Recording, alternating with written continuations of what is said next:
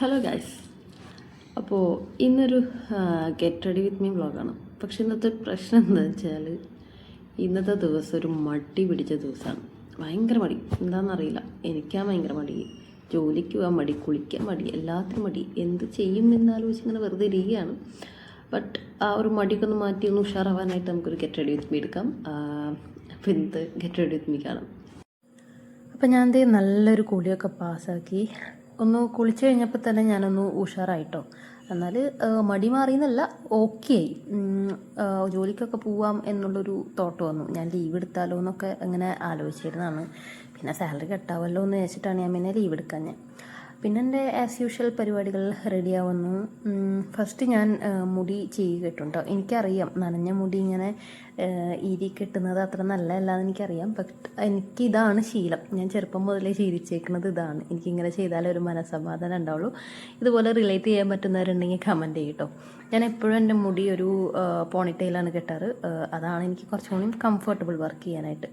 പിന്നെ സ്കിൻ കെയറിലേക്ക് വരാണെന്നുണ്ടെങ്കിൽ ഞാൻ വാസലിൻ്റെ ഒരു മോയ്സ്ചറൈസറാണ് ഫസ്റ്റ് യൂസ് ചെയ്യുന്നത്.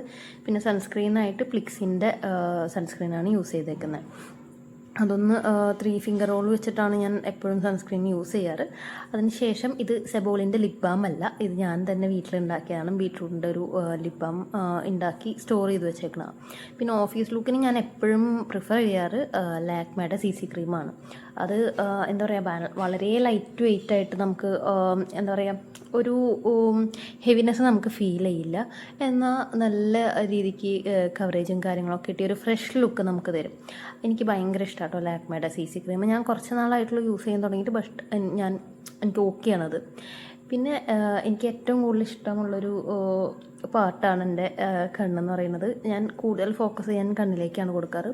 അപ്പോൾ ഐബ്രോസൊക്കെ ഒന്ന് ഫില്ല് ചെയ്ത് കൊടുക്കും, ബ്രഷ് ചെയ്ത് നീറ്റാക്കി ക്ലീനാക്കി വയ്ക്കും.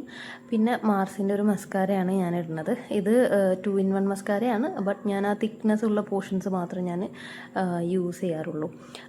ബട്ട് ഇന്ന് ഞാൻ ഐലൈനർ യൂസ് ചെയ്യാത്തതാണ് കേട്ടോ. കാരണം ഒരു മൂഡ് ഉണ്ടായിരുന്നില്ല. അല്ലാന്നുണ്ടെങ്കിൽ ഞാൻ ഐലൈനറൊക്കെ യൂസ് ചെയ്യും.